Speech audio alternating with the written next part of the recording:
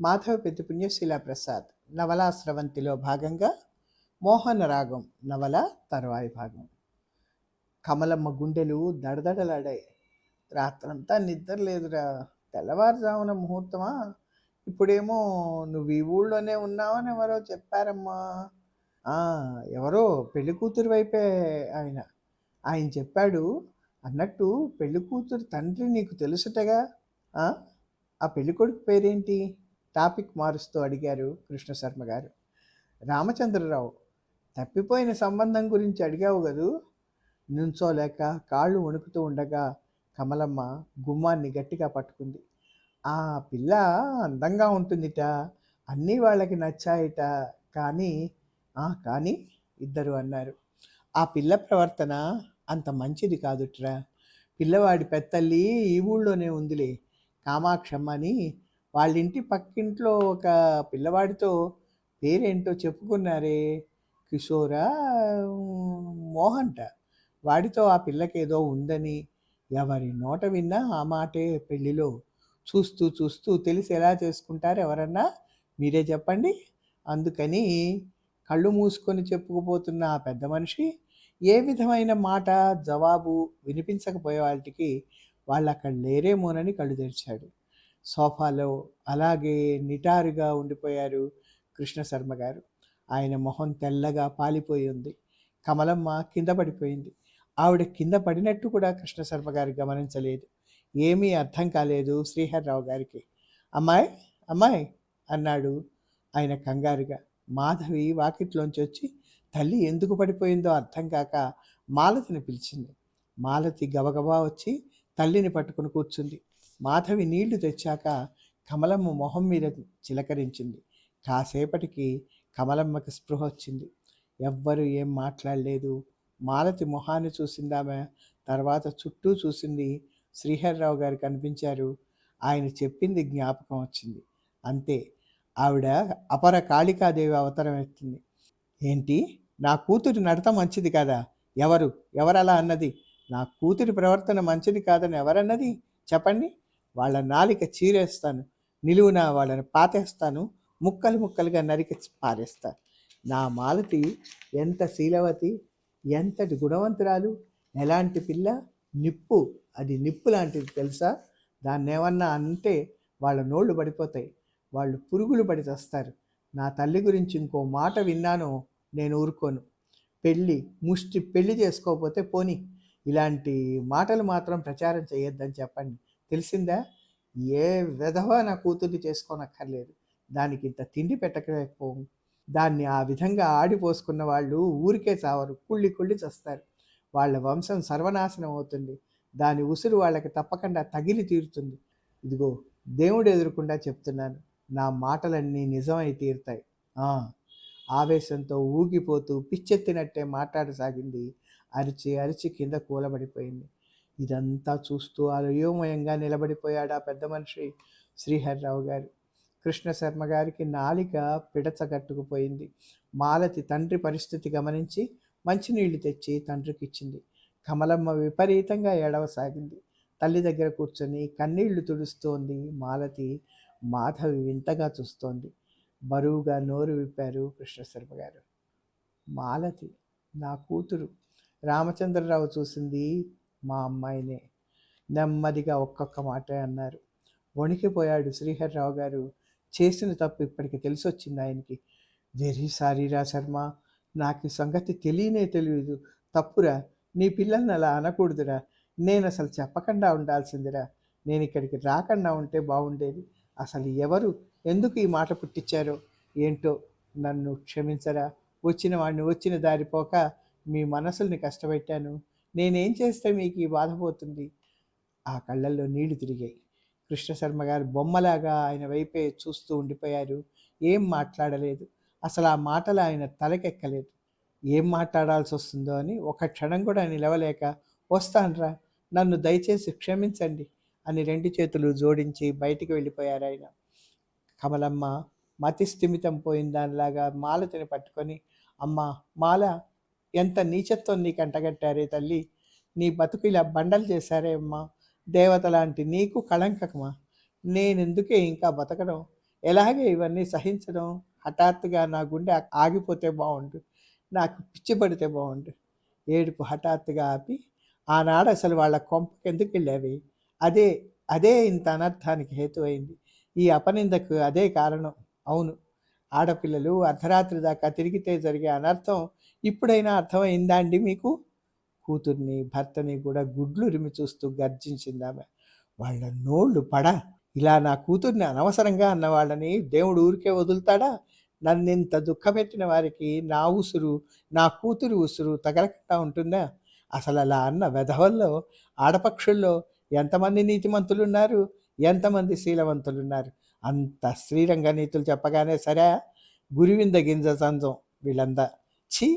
ఎప్పుడు నోరెత్తి నిండా మాట్లాడని అమ్మ ఎంత కోపమైనా సహించే కమలమ్మ, ఓర్పుకి మారుపేరైన కమలమ్మని ఆపడం కృష్ణశర్మ గారి వశం కాలేదు. మోహన్ ఆలోచిస్తున్నాడు. ఏంటి మాలినీలాల్ ఎందుకు తనతో ఇంత సన్నిహితంగా మెలుగుతోంది? ఆమె మనసులో ఇంకేదైనా ఉందా? కేవలం గురు శిష్య సంబంధమైన స్నేహపూర్వకంగా ఉన్న చనువేనా? మరేం లేదా? తనకు అలాంటి భావమే లేదు. మాలినీలాల్ చాలా మంచి పిల్ల, స్నేహశీలి, దయార్ద్ర హృదయ. అరుణ లాంటిది తనకి. అరుణ లాంటిదా? అరుణ కన్నా మంచిది. అరుణలా తనని అనుమానించదు, అగౌరవపరచదు, తనని దూరంగా తరిమేయదు. అరుణంటే ఒకే రక్తం పంచుకు పుట్టిన చెల్లెలు, కానీ నిజానికి మాలినీలాల ఆప్యాయతలోనే గొప్పతనం ఉంది. ఒంటరిగా మనస్తాపంతో కొట్టుకుంటుంటే తనకు ఆసరా ఇచ్చింది. విచారాన్నంతా మాయం చేసింది. మండుటెండలో నడిచిపోతున్న బాటసారికి మంచినీటి బావిలా సహాయపడింది. ఆమెతో మాట్లాడుతుంటే తన హృదయానికి ఏదో ఊరటగా ఉంటుంది. ఏంటో ఈ అనుబంధం. తన వాళ్ళకి దూరంగా ఉన్న తనకి ఆమె స్నేహం ఆ లోటు తెలియనికుండా చేసింది. ఎంత మాలాతో కలిసిమెలిసి ఉన్నా, హాయిగా నవ్వుతూ ఉన్నా, మనసులో ముద్రించుకుపోయి ఉన్న మాలతి రూపం మరింత పటిష్టం అవుతోందే తప్ప చెరిగిపోయే సూచనలు ఏమీ కనపడలేవు. అప్పుడప్పుడు ఆ రూపం తనతోనే హెచ్చరిస్తున్నట్టు, బెదిరిస్తున్నట్టు, తనని చూసి ఎగతాళి చేసి హేళనగా నవ్వినట్టు భ్రమ పొందేవాడు. ఆ సమయంలో మనసుకి విసుగు, చికాకు, అశాంతి ఎక్కువగా కలిగేవి. లోకంలోని స్త్రీలందరినీ నాశనం చేసేద్దామన్నంత ఆవేశం, కోపం కలిగేవి. తను తప్పు చేశాడు. చేతికి దొరికిన అవకాశాన్ని జారవిడుచుకున్నాడు. అందరూ అనుకునే విధంగానే జరిగి ఉంటే తనకి నరకయాతన తప్పేదేమో. చిచి, ఎలాంటి ఆలోచనలు వస్తున్నాయి నాకు. ఎవరికి అట్లాంటి అన్యాయం చెయ్యడు, చెయ్యలేడు, చెయ్యకూడదు కూడా. ముమ్మాటికి తను సత్ప్రవర్తనుడే. మాలినీలాల్ కూడా స్త్రీయే, కానీ ఎంత తేడా. కానీ మాలాని ఇంకా ఇంతకంటే దగ్గరికి రానియకూడదు. ఇంత తరచుగా తనని కలుసుకోనీయకూడదు. తనకు ఆమెకు కూడా ఏ విధమైన చెడు భావాలు, విచారాలు లేకపోవచ్చు. కానీ పాడులోకం ఊరుకుంటుందా? కోడైకి వస్తుంది, లేనిపోనివి కల్పిస్తుంది. చెవులు తప్ప కళ్ళు లేని ఈ లోకం తాకిడికి తాను మరోసారి తట్టుకోవడం చాలా కష్టం. అసలు ఆ అవకాశం ఎందుకు ఇవ్వాలి? కానీ ఆమెతో ఈ విషయం సూటిగా చెప్పడం ఎలా? తనను అపార్థం చేసుకుంటుందేమో.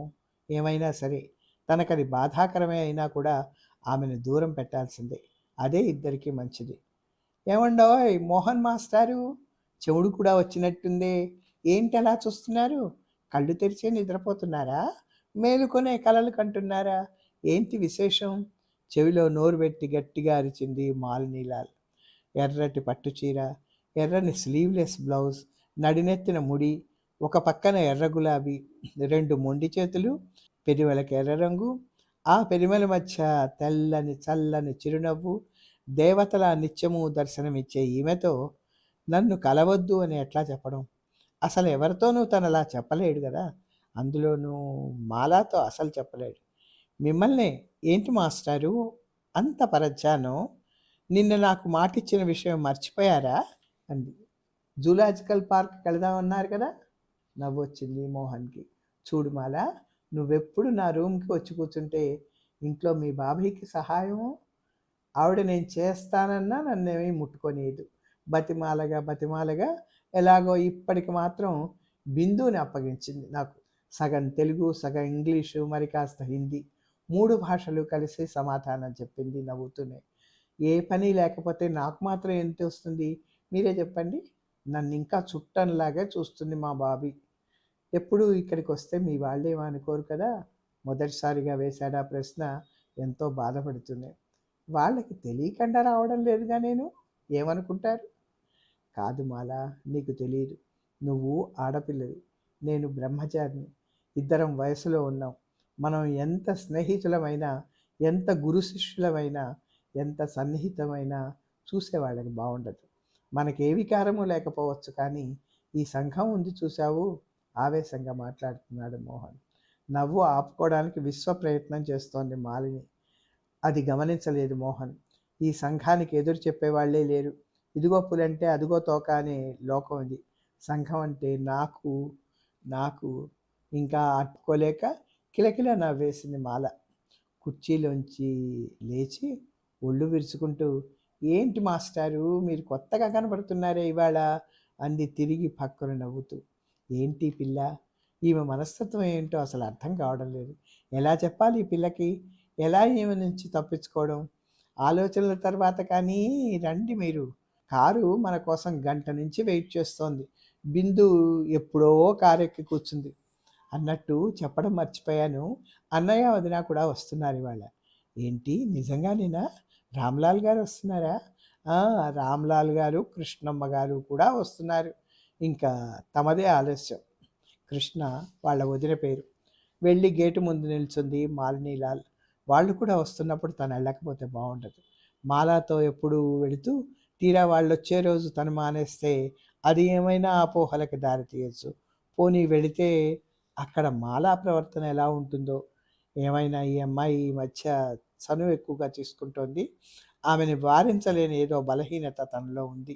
ఇప్పుడు అది చూసిన వాళ్ళకన్నా వాళ్ళ అన్నా వదిన తనని అపార్థం చేసుకుంటేనో, ఇన్నాళ్ళు భరించిన చిత్రవధ కంటే రెట్టింపు బాధ ఈ అప్రతిష్ట.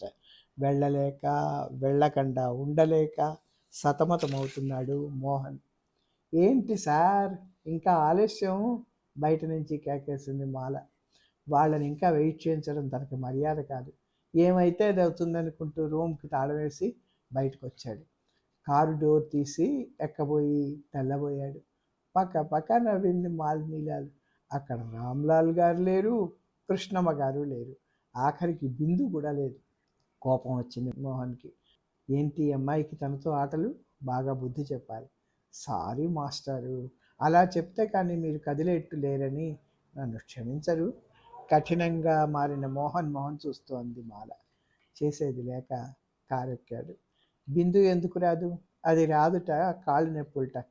ఈసారి సెలవులకి మాలినీలాల్ అక్కడే ఉండిపోయింది. చిన్ననాడే తల్లి చనిపోయింది. తండ్రి అల్లారు ముద్దుగా పెంచాడు. అక్క చెల్లెళ్ళు అన్నదమ్ములు ఎవరూ లేకపోవడం మూలాన ఆ పిల్లకి ఆడింది ఆట పాడింది పాటగా గడిచింది బాల్యం అంతా.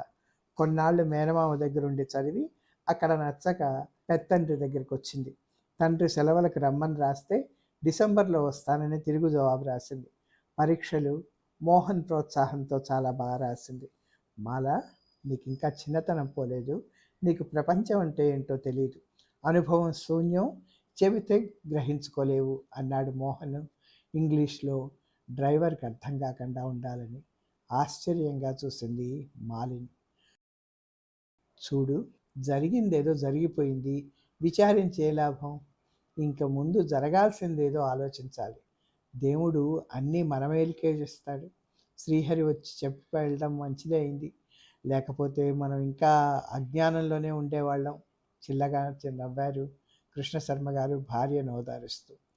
నిప్పు లాంటి పిల్లకి ఎంత కళంకం అంటగట్టారండి. ఇంకా దానికి నేను బతికుండంగా పెళ్ళవుతున్నా? ఈ కళ్ళతో నేను చూస్తానా?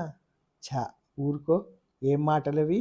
ఎందుకు కాదు, లక్షణంగా అవుతుంది అని కొంచెం సేపు ఆగాడు అన్నాడు కృష్ణశర్మ గారు. కానీ నువ్వు పని చేయాలి నా కోసం. నాతో కలిసి మోహన్ తల్లి దగ్గరికి రావాలి. వాళ్ళింటిగా? సగం ఆవిడ వల్లే నా పిల్ల బతుకు నాశనం అయింది. ఇంకా ఎందుకు ఆవిడ మొహం చూడడం? ఆడపిల్లని అలా రోజు ఆవిడ ఇంకా ఏదో అనబోయింది కమలమ్మ ఉక్రోషంగా. జరిగిన దాని గురించి ఆలోచించకు, తలుచుకోవద్దు అన్నానా?